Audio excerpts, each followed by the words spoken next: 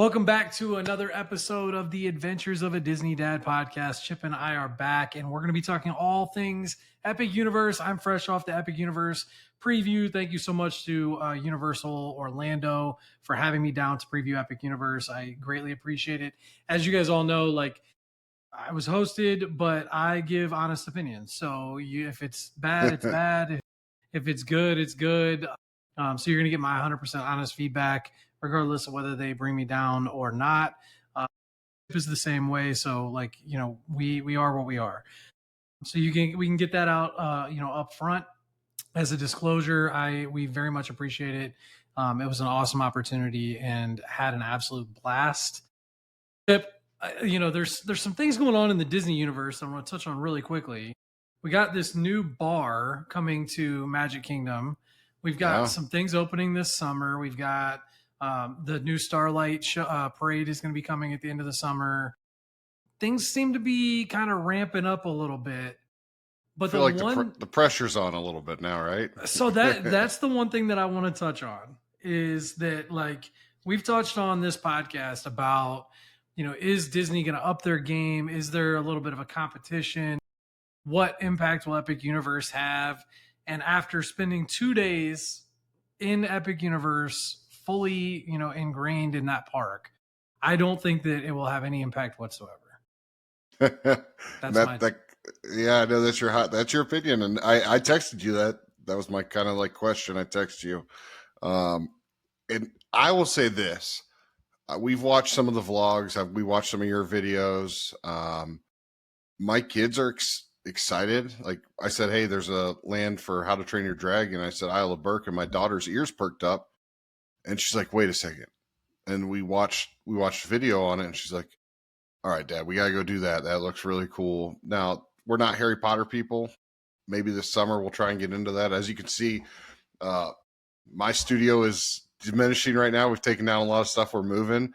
But it's one of those things that this summer I think we're going to start reading the Harry Potter books as a family. But I'm interested. I mean, I can't wait to hear your feedback. You and I've texted a little bit, not very much. I didn't want to do any spoilers, but I'm not surprised because of how many people are already in the parks. You and I both have friends that have been in Epic Universe maybe 5 or 6 times already. Yeah. And I went for 2 days. The first day that I went, I did not get the Ministry of Magic at Harry Potter. The second day I did, but I was able to ride everything. And I ate at a lot of the restaurants. I rode most of the stuff twice. Some of them even, 3 or 4 times. I did all of the character meets, except Toad and Donkey Kong. So I had the full Epic experience, and I'm going to tell you, like, the park is incredible. And there were some things that like really stuck out to me that I hope Disney does or like takes note of, but they're not things like from a competitive standpoint. They're things that, like, to me as a dad and as someone that just enjoys the parks, that make your life easier, that were really, really, really stuck out to me. And number one, I think you'll appreciate this one, Chip, was the Coca-Cola Freestyle machines. Yeah. There were Coca-Cola Freestyle machines everywhere in the park. Okay. And the beautiful thing about this is that if you buy the, and I have it somewhere, the refillable mugs, like the cups, you can use that day. I think it's $19. And then if you come back another day, you can like re-up it or whatever for, I think, $11.99. Get you unlimited refills. But the beautiful thing is there's so many of these machines that you don't have to ask anybody for refills. You just walk up to the machine and refill it.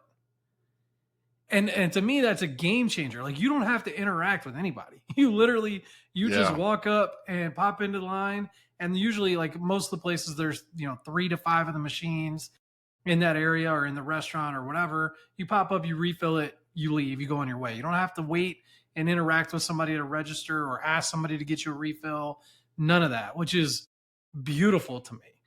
I also love, like, there's 100 different options in those machines, including 2 sparkling water options, which I absolutely like as a non-soda drinker. It was huge. Like, it was the little things like that I thought made a huge difference in like how satisfied I was in the parks. in general, I think that the crowds were lower for my preview than what they'll be when the park opens. But that's not to say that the park was empty. Like it was very busy. The wait times, Yeah. 70 plus minutes on a lot of the rides still. Express pass you could buy. So like I don't think it would have been worth it in the preview, but there's going to be significant wait time issues, and we'll talk about that. But the ability, and so I think you'll when you walk up to those freestyle machines when the park's open, there'll probably be lines for them and stuff. But for me, like you just walk up and refill it, and there's nobody there, and it was absolutely beautiful. Now, are there like rinsable, like a sink right there to rinse it off, or no? No, so you could rinse it with water, but there was no Yeah. sink, at Okay. least that I saw.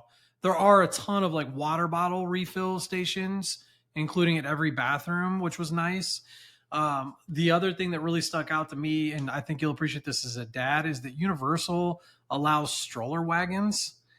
And in Ooh. that park in particular, there is like no shade. I've And noticed that I've seen more umbrellas in the YouTube videos and just our highlights from our friends. I'm like, there must be there's no no shade. shade. Yeah, and I'm sure like as foliage grows, that's probably part of it is that, the trees are young and things like that, but there is no shade anywhere. And so the stroller wagons I thought was really really great. I don't know that I would use one for my kids just because I feel like we would also be going to Disney and you can't use them there. But the ability, like I saw a ton of them with the top on them. The canopy, Yeah, yeah. and the kids were clearly way way way more comfortable. I thought that was great. The walkways were huge, which makes it easier for stroller wagons and things like that because there's just plenty of space for people to move, which I really appreciated. The one go ahead. Go ahead. I have a question before you like start getting into everything. I do have a question, and go ahead. No, you let's hear the question. This I put this on Threads, and maybe I'm the only one seeing it, because I wasn't. Is the entrance to Epic Universe? Does it make you feel like you're walking into something with Wicked? Because I can't unsee it when I see like I don't know what they call it, the spinning thing. It makes me. We watched Wicked a couple of times in the house, and it just Mhm. makes me feel like I'm walking into. So it's got I think they call it the Chronos, and it definitely gives that vibe because everything up there is green. Like Yeah, all the security entrances and everything is green. So I can definitely see that. What surprised me the most about that entrance is that it's a lot smaller than it looks in photographs.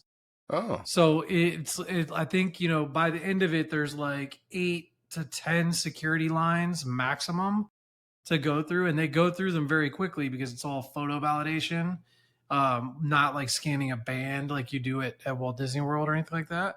So you go through really quickly, but at the same time, I just pictured it being a lot larger in my mind. The same with the portals. Each portal to each land is not that it's not as wide or as big as you think it is in photographs from my perspective. Um, but I mean, I thought everything from a design standpoint and a layout perspective, it's very easy to get from place to place. All of the different lands are very, very close together. And I think that kind of reiterates the whole thing that to me, the whole park was a lot smaller than I expected. Like if you're in one area on one side of the park, like say you're in Nintendo and you need to get to Harry Potter, it is not far to just walk out and walk across. now, and this is probably more of a Disney thing because I'm a Disney person. It looks like you can't really see just from like eye level the other lands. Like you see where the Nintendo portal is, you see where the Harry Potter, and you can kind of see into Paris a little bit from outside of it. But if I'm, do they do a good job disguising that a little So bit? when you're in the middle in Celestial Park, it's really hard for you to see inside of any lands outside of like Burke, I think is kind of visible. Um, there are different areas of the park where like sight lines are a problem. So for like the Disney nerds like us that are obsessed with like Imagineering, doing all these different things to make sure that guests can't see, certain show buildings or see certain sight lines or whatever, like Disney used to at least obsess over that kind of thing. Like if you're in Morocco or you're in Epcot and you look a certain direction and you see the Tower of Terror, it blends in like perfectly with whatever land you're in, right? That kind of thing is not as taken into account in Epic Universe, in my opinion. There are definitely areas where you can like look and you're seeing into the lands, um, but I think some of that'll change with the foliage and as things grow and all that kind of stuff. But I don't think that that's like a priority as much at Epic from my perspective. I also don't personally care. Yeah, no, But I thought it was kind of cool. Like I anticipate these like right next to each other, but I never saw them per yeah, se. yeah, and they are right next to each other. It's just you definitely don't feel it. Like when you're in Nintendo, you're in Nintendo.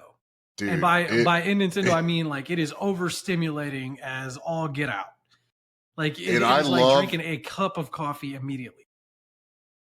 I love that you go up the escalator, you hear the noise, and I love that everything's down. And I think that's a very visual Mm-hmm. thing for me. Like I thought that was your pictures, your videos are unbelievable because I'm sitting there and I'm like, I feel like I'm playing Super Mario Brothers 2 or 3, and And I'm it feels loving that it. way, man, because when you go in there, it's like people are dinging the coins and hitting the boxes, and there's noises, and there's Goombas, and there's Yoshis, and there's like the little sand thing moving, and there's characters everywhere, and it's a lot to like take in, and it's very, very, very overstimulating. But that reminds me, you're mentioning the escalator. My biggest pet peeve, my biggest problem with Epic Universe is that there are a lot of stairs everywhere, Mm, everywhere, and so like every queue pretty much has significant stairs. Like the battle at the Ministry, Harry Potter, a lot of stairs. The different Nintendo Monsters Unchained, a lot of stairs. You're taking to go up into Nintendo World, you're taking an escalator up or an elevator. And from my perspective, and this isn't a knock on Universal because we don't know how this is going to play out, and they could have had more elevators elsewhere. But I've talked to other people that have previewed Epic Universe that have handicap accessible children with them, and they've said that it's a problem. Accessibility is like a serious issue when this place is crowded because there only seems to be like one elevator in some areas, maybe two, and and there could be more that like that I couldn't see walking through the queue, but I was looking for them, and it yeah, seemed like a real problem.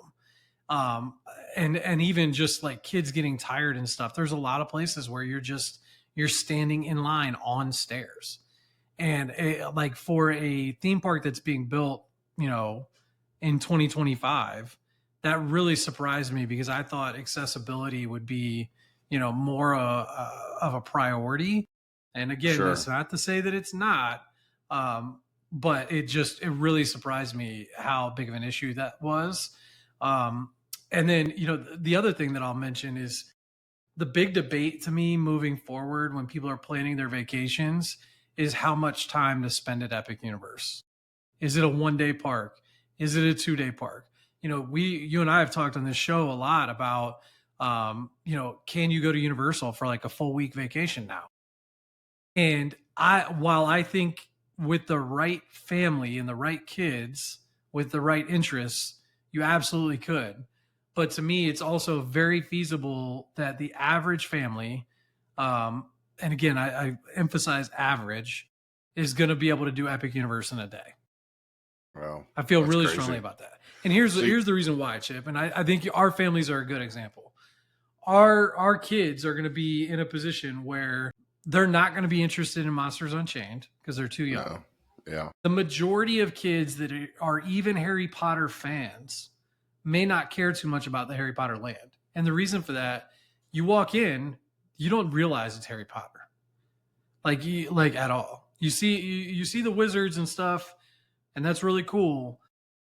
Um, there's no like it's not like walking to Hogsmeade and you see the Hogwarts castle, or yeah, walking into Diagon Alley and you see the big dragon on top of Gringotts, like the things you envisioned. Sure. This is Is it Crimes of Grindelwald. Like this is 1920s Paris. Like your kids are gonna have no clue.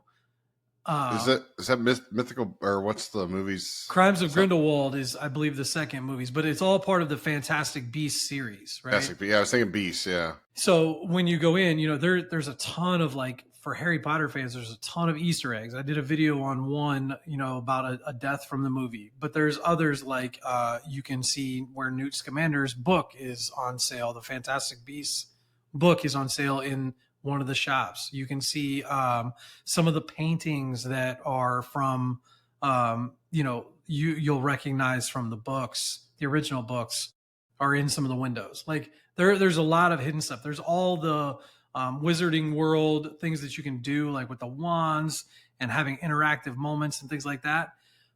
But like the thing that really ties it into Harry Potter fans is when you do the Battle in the Ministry ride, you go through the Flu Network, which everybody's mind is going to explode because it's absolutely insane.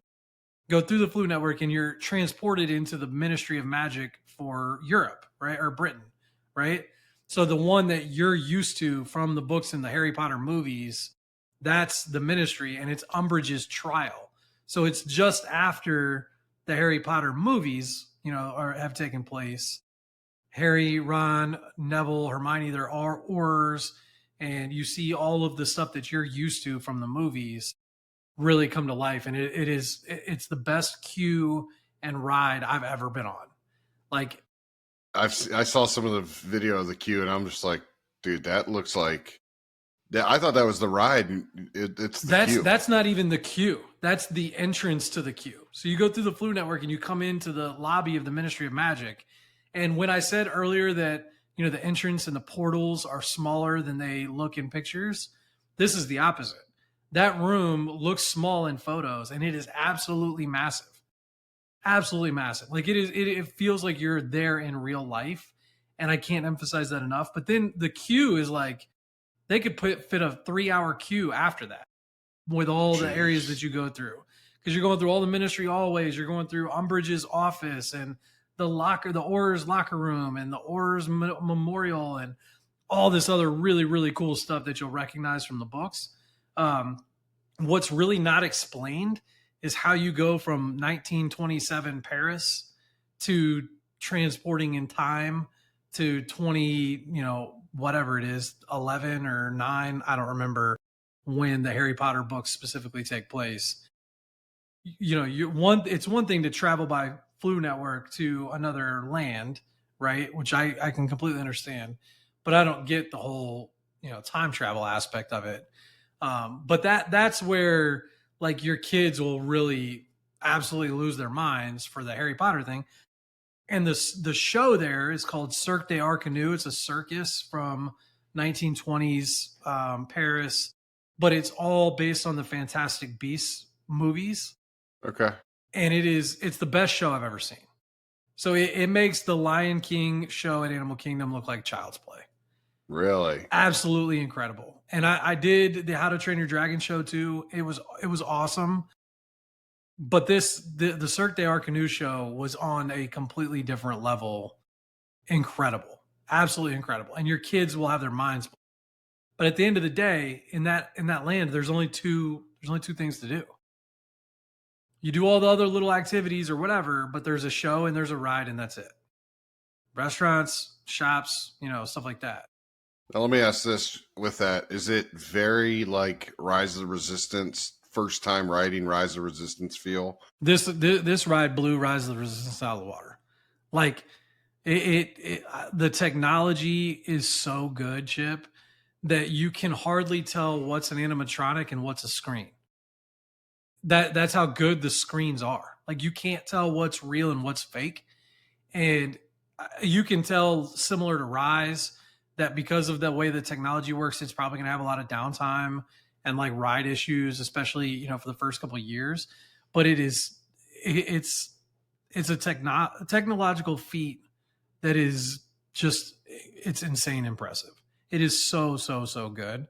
But to circle back to my point, if your kids may or may not be interested in Harry Potter, even if they are, there's only two things to do there, right? Like two main attractions, I'll say, because you could spend a lot of time there doing the wand stuff and exploring and fun stuff like For that. sure. Yeah. Two main things. If you're not doing Monsters Unchained, you're left with that, Isle of Berk, and Super Nintendo, right? Super Nintendo, there's basically three rides, right? Mario Kart, Donkey Kong Madness, and the Yoshi People Mover, which was the biggest disappointment of the trip. Because Oh, yeah. you were so fired up And for it I too. know. I was so excited to ride the Yoshi People Mover, and the ride vehicle is uncomfortable. Like they actually strap you down. My assumption is because they're worried that it's going so slow that people are going to get out and like take pictures with the props in Super Nintendo World. That's the only explanation I have for it, because it goes way slower than the People Mover, but it feels like it's like 2 minutes long, and you only go around like a small, very small section of Nintendo World. Whereas like my vision for that ride was like you go all the way around Nintendo World like you do on People Mover, and you get like a 10-minute, experience just slow riding around. That would have been perfect. That's not what this is. It's a very, very, very, very, very short ride. But like when it comes down to it, I know that wait times are going to make it so that you may or may not be able to do everything in a day, but you're going to be able to get a lot done. And the most likely, everyone in your family is going to have like one or even two lands that they're just not interested in, right? Like Stardust Racers, for example, is the second best roller coaster I've ever been on, and there's two of them. You get the green side and the yellow side. A lot of people are saying it's the best roller coaster in the world. I still think Velocicoaster is better. But both of those sides, green and yellow, are better than Guardians of the Galaxy or anything at Disney, without question. But the height requirement, I think, is 48 inches. I think it's 51 for Velocicoaster and 48 for Stardust Racers. Our kids are never, like, they're not going to be able to ride that for a long time. They're just not. And so, like, you put Stardust Racers out, you put Monsters Unchained and like the entire Monsters area out, because my kids won't go in there for sure until they're a little older. For Then sure. you're Yeah. down to Isle of Berk and Super Nintendo are basically where they're going to spend the most of their time. My There's kids not- like Harry Potter, but they're not going to like. They really would not care. They would not care at all. So you're really down to two lands at that point, and I think you could easily get both of those lands, everything in there done in a day. That's crazy to think about. Like I didn't even think of like, but yeah, you're right. And I know there's a carousel in the middle of Celestial Park, which is gorgeous. Like there's other things to do that'll take up your time, like the fountains when they light up at night in front of Helios, gorgeous. The carousel, gorgeous. But that, like, all that to say, I think like the people that are going to need more than one day at Epic Universe or want more than one day are going to be the ones that are in a smaller minority that are really interested in all the lands. Yeah. They want Celestial Park, they want to do Stardust Racers, they want to do Harry Potter, they want to do Monsters, they want to do Isle of Berk, and they want to do Nintendo. And I just think that the Venn diagram of people that fit all of those is going to be a lot smaller than we think it is. I don't That's my disagree. I'm shocked. I guess I thought there would be a little bit more in each. Like I was thinking, but you also got to think, man. I mean, Disney, we had Guardians of the Galaxy open, and how many rides opened with it? Right. Two.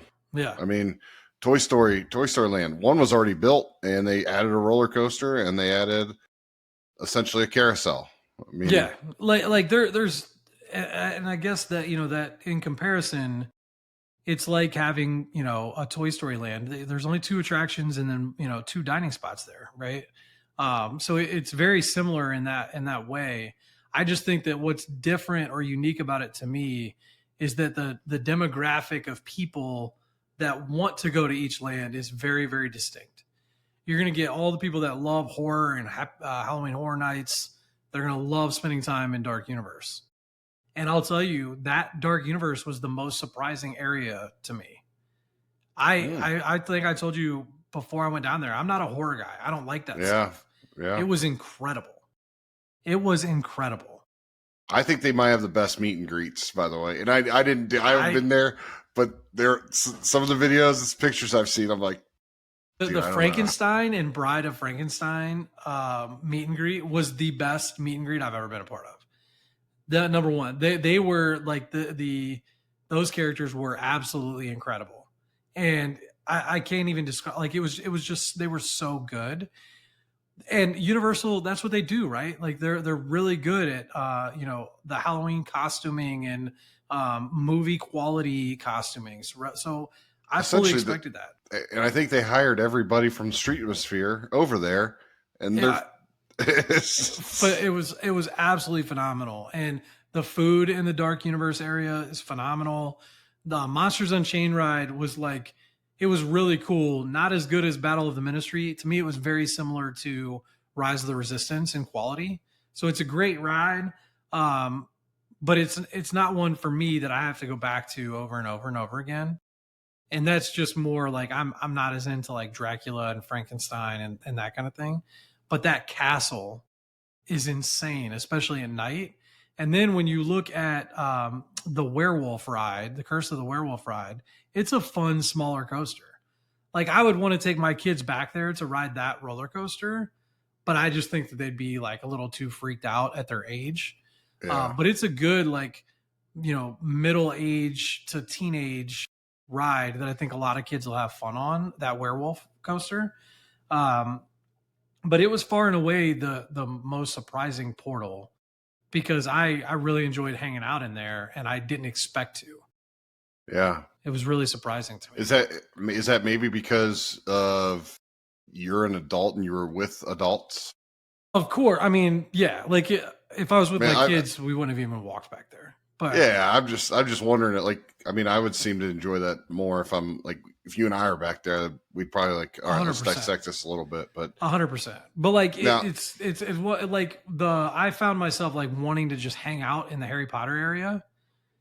And it's kind of the same way with Galaxy's Edge where you kind of and even Animal Kingdom as a whole. You just want to go and hang out in those areas.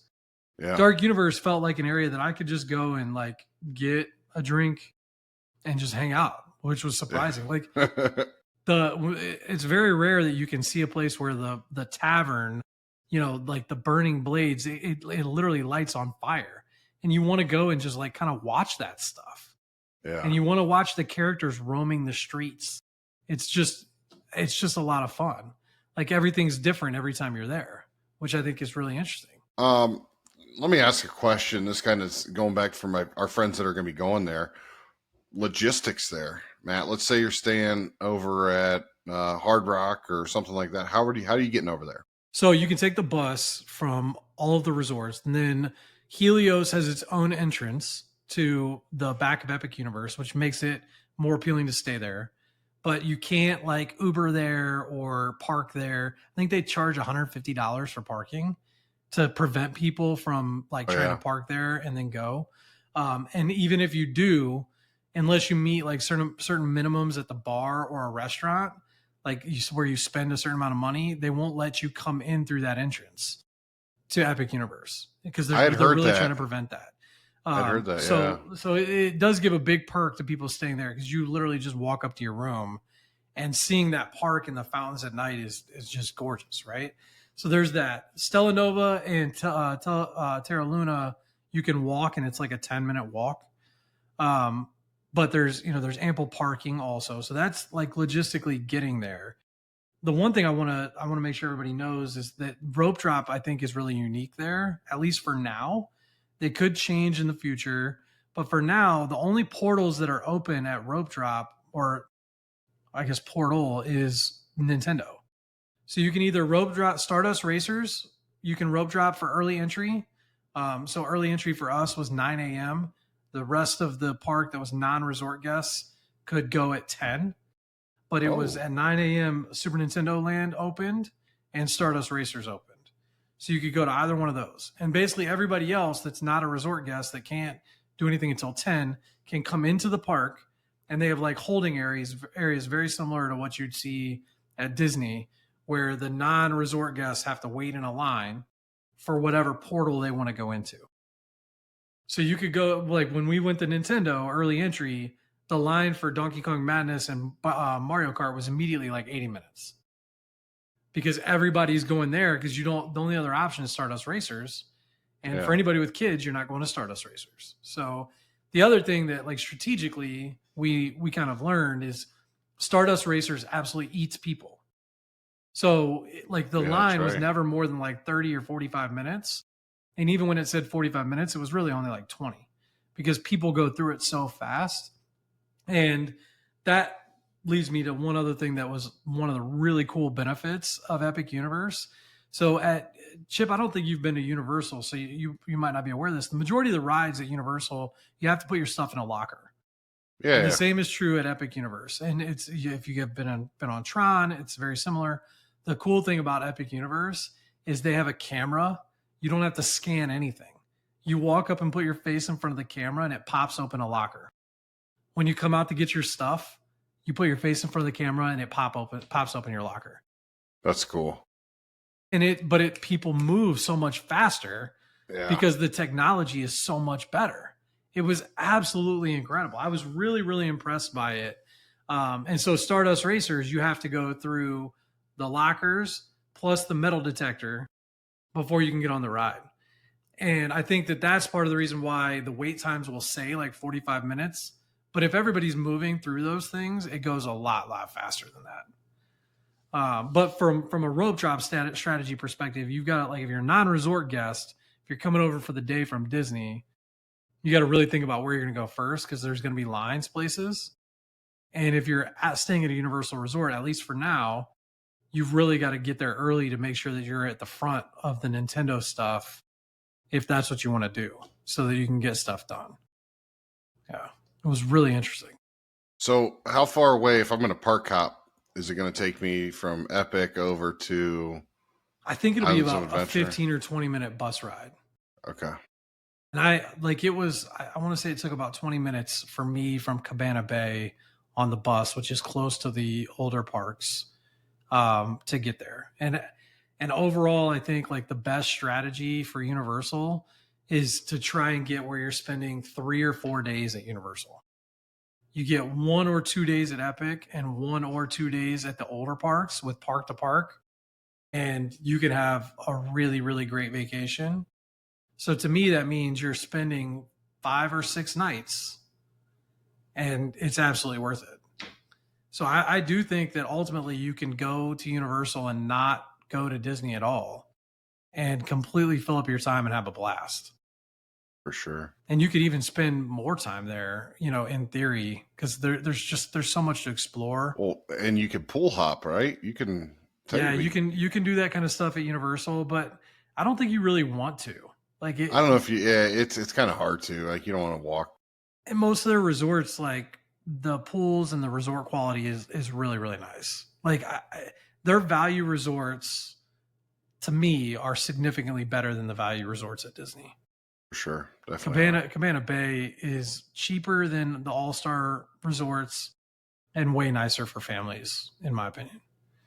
And they've all got Starbucks inside, which is nice. I saw you dominating coffees the whole trip. Yeah, but you know what? Like, it's not as fun for content purposes because you don't have like the different Joffreys at all these different places. It's Starbucks. You've got Epic Universe has 2 Starbucks locations, and All that's right, your coffee options. couple last questions.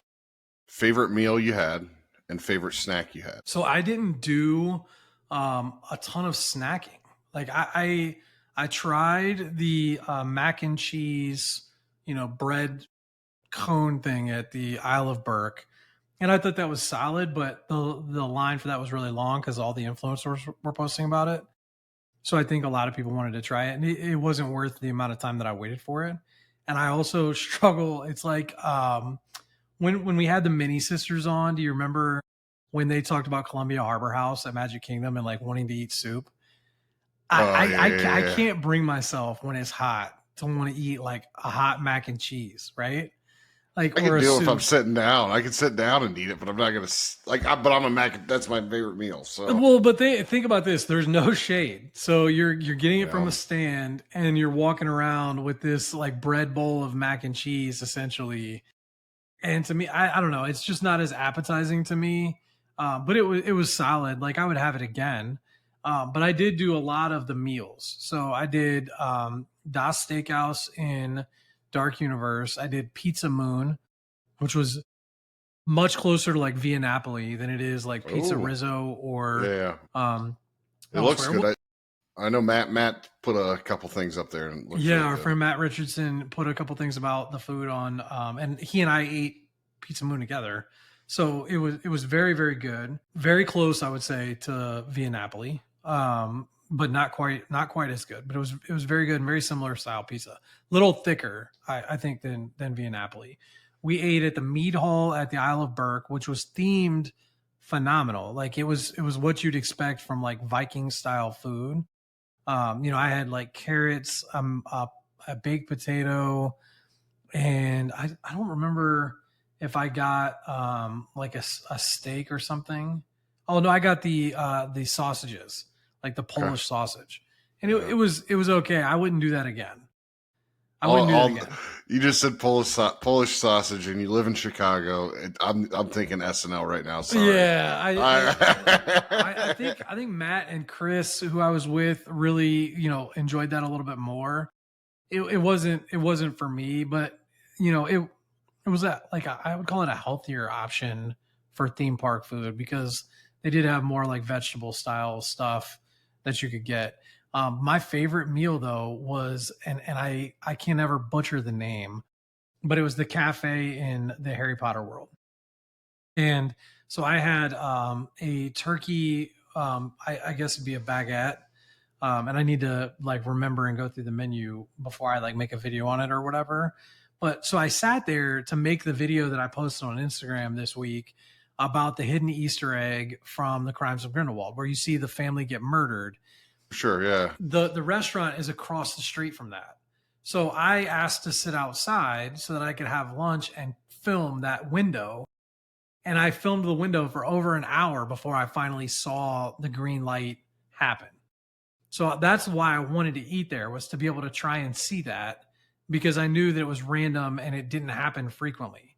So they won't tell you when it happens or anything like that. Like the people in the parks they're not gonna share that information with you. You have to just sit there and see it, and it happens like that.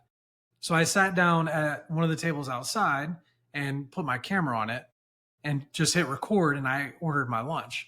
And so it was a turkey baguette with cheese, and it had apple slices on it.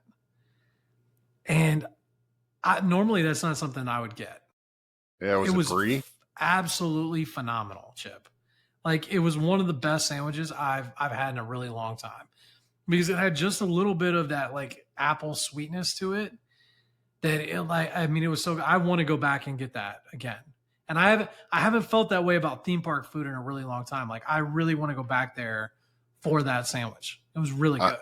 I don't know. Your recent thread makes me think you really enjoy theme park food, but that's a different topic. Listen, we're going to touch on that this week. We're going to talk about Magic Kingdom food, okay? Because that was an argument that absolutely needs to be had. But I thought like overall, I've talked about it on this show before that I think food at Universal is always my criticism of the It Universal is. parks. It's your biggest thing, biggest Yeah. gripe with them. I like when I'm in the older parks, I'll leave the parks to go to City Walk to eat. And because I don't like the quick service options, and there's only a few like really good, table service options there. But this Epic Universe was different. I thought that the food was great. Das Steakhouse was phenomenal. I've heard some negatives about Toadstool Cafe in Super Nintendo, but I didn't try that, so that remains to be seen. But there are some great food options to get at Epic Universe. So I was very very impressed on that front, I'm and I'm excited. yeah. We talked about it as a family this weekend. It was like, hey, we want to go. Um, Obviously, want to make sure our kids are tall enough, the older ones, to be able to ride the bigger rides. So it is definitely on our radar to get there. It's probably going to be next summer type of gig, but we're looking forward to it. So Yeah, the one thing that I'll leave people with as we wrap it up, because we're going a little long, the don't be discouraged from going if your kids are little. And I think that's what we've had with the older parks. We've always had that joke that they've got to be taller than, 42 inches or 48 48 inches. inches, Yeah. whatever. Like your younger kids are going to love Nintendo and Isle of Burke. And I think that that alone is enough to go for at least a day. Yeah. I absolutely think it is. And you don't like Hiccup Swing Gliders is like very similar to Slinky Dog Dash. It was an awesome roller coaster.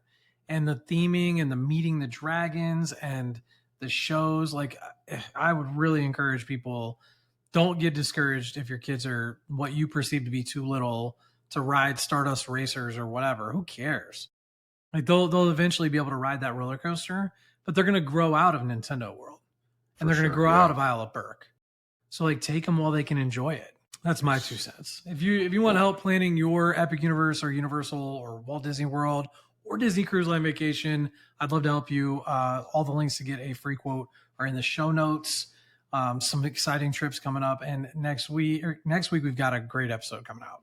Yeah. I'm not going to I'm reveal the excited. guest. Follow us on social media, and we'll probably talk about it. Before it releases next week. But we're gonna have a guest back on. It's gonna be a lot of fun. And that's gonna wrap it up. We'll see you in the parks. We'll see when we see you.